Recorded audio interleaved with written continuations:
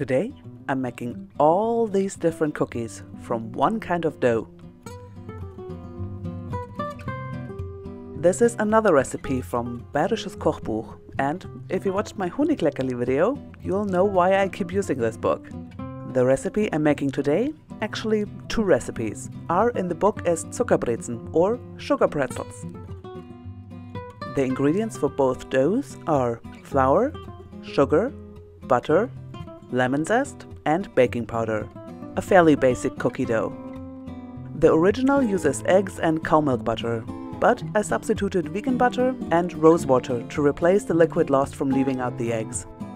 To give the basic dough two different flavors, add cocoa to one and dip it in chocolate after baking, or leave the dough as is and add a rum glaze after baking.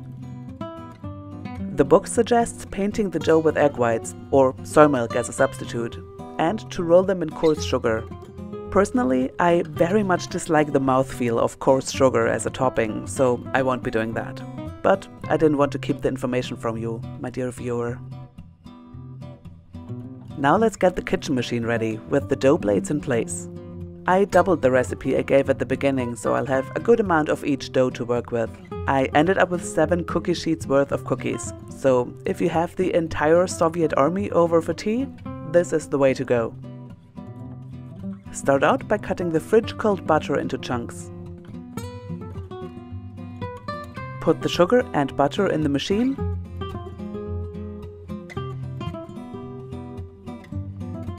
Add the lemon zest. If this zest looks kind of strange to you, that's because it's zest from a package. I forgot to buy lemons, but the purchased stuff did nicely, to be honest. Turn the machine on and run until the butter and sugar form a smooth, fluffy mass.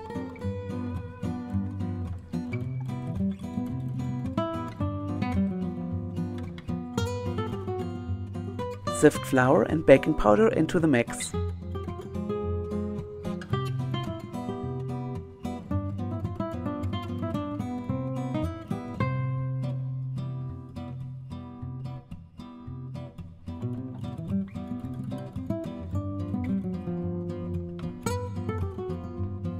And work it in bit by bit.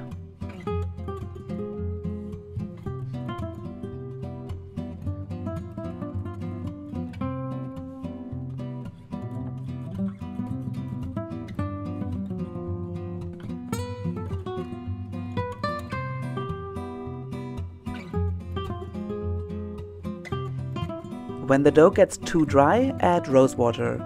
All in all, I added around 50 to 60 milliliter.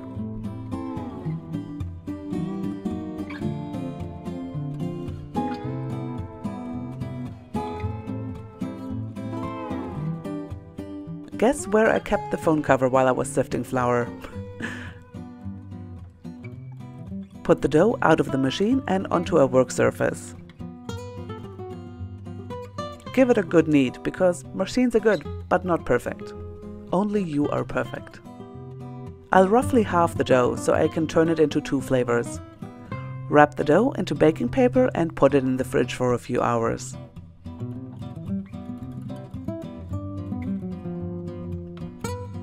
Actually, no, wait. Keep one half out and work in the cocoa. This part is slightly messy, which makes it a bit fun too.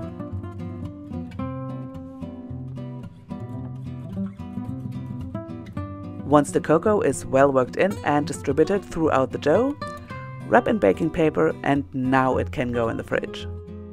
After a few hours, or overnight in cooling, it's time to roll out the dough. The book says to roll it out to a thickness twice the height of the back of a knife, which frankly I did not know what to do with that description. I rolled it out to about 4 mm thickness. Now, since the recipe is entitled Sugar Pretzel, the book says to either use cookie cutters or cut slices approximately the size of a pencil, then roll them out and form into pretzel shapes. So that's what I attempted to do.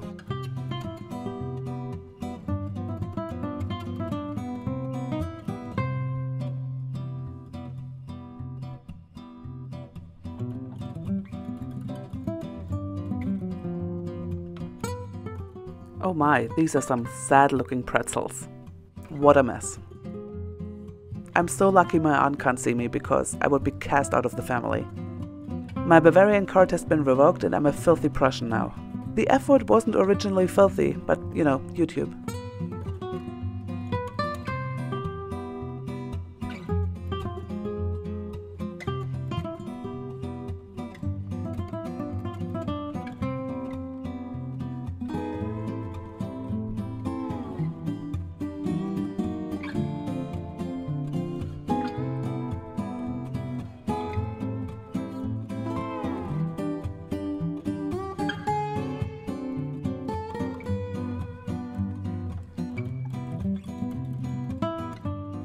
After that disaster, I switched over to cookie cutters.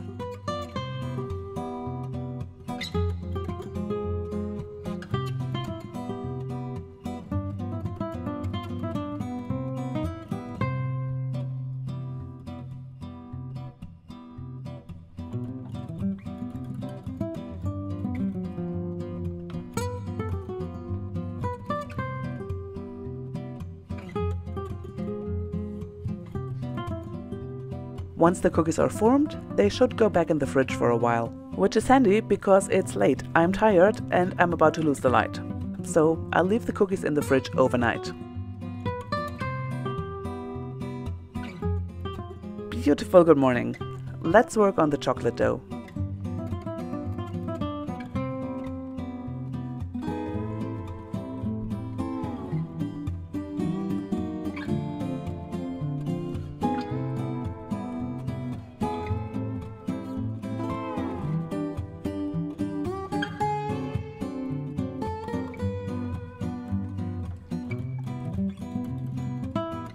The dough was in the fridge overnight and is thoroughly chilled and therefore quite hard to roll out. But while rolling out was difficult, cutting cookies is a joy. I don't know if it's the time in the fridge or if the added cocoa somehow changes the consistency, but handling this dough is just fantastic.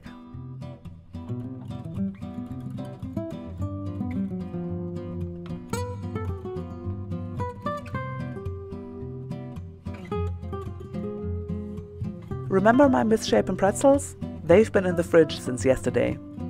I have to do a little juggling with the cookie sheets because I only have two.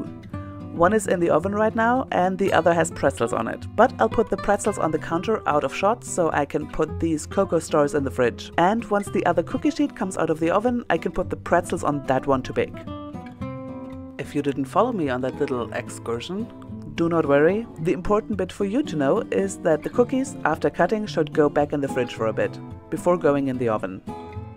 The shooting stars are about to come out of the oven, which makes now the perfect time to make a rum glaze. For this, mix powdered sugar with a few spoonfuls of rum. If you prefer not to use alcohol, use lemon juice. Shooting stars are baked! Yay! They look quite craggy, but the glaze will cover that all up. Speaking of baking, the book says to bake the cookies at 180 to 200 degrees Celsius until lightly yellow, which for me took 15 minutes. To get my workspace back, I'll put the stars on a wooden board and I'll let them cool in the living room, where it's quite cool and there's more space than in my kitchen. Before the next load of cookies come out of the oven, I have a few minutes to cut out some more.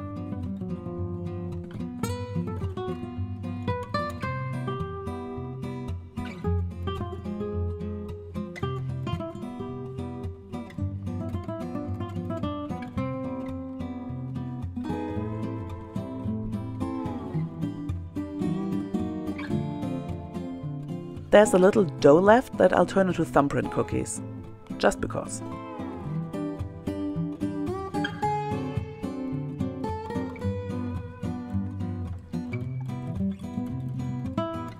Those go in the fridge, and what happened here? Okay, I'm officially renaming these from sugar pretzels to sugar knots. Let's just try to rescue the situation by throwing some rum at it.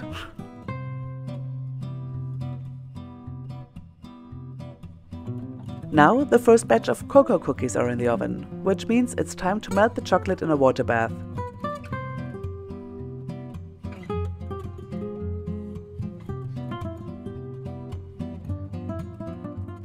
Oh nice! The cocoa dough is not only easier to work with, they also hold their shape better when baking. Basically, ignore the sugar cookie version and just make the cocoa version. In all ways, the superior option. I do not have quite enough chocolate to dunk the cookies as the book suggests, so I'll just do a drizzle. A drizzle with powdered sugar for aesthetics.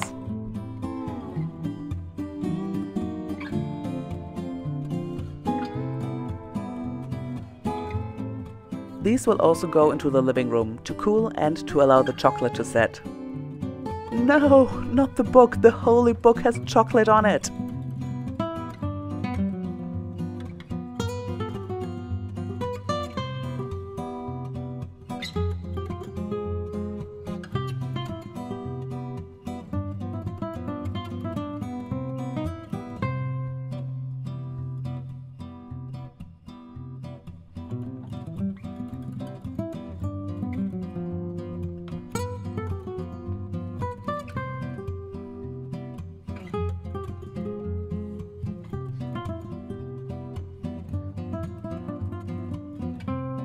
Next lot is ready and the thumbprint cookies have lost their thumbprint.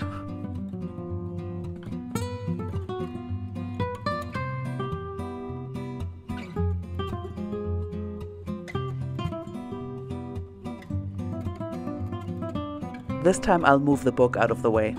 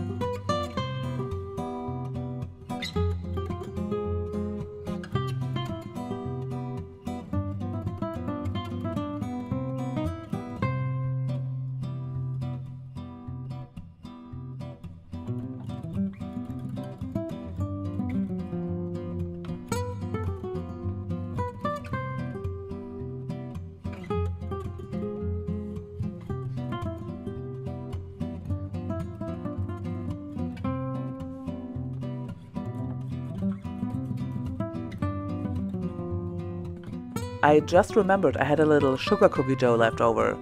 For the last cookie sheet I'm just making balls instead of thumbprints.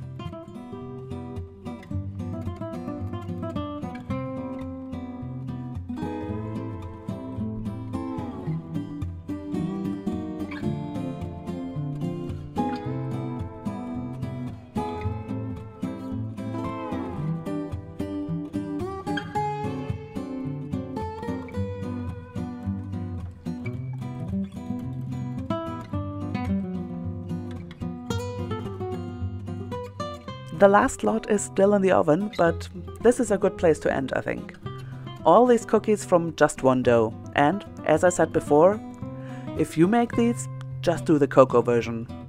Maybe with a little cinnamon for flavor. That'd be a treat. I'm so tired, and the kitchen is absolutely roasting. But I also feel very accomplished. Christmas has been thoroughly dominated. Thank you so much for watching. If you enjoyed this video, why not subscribe?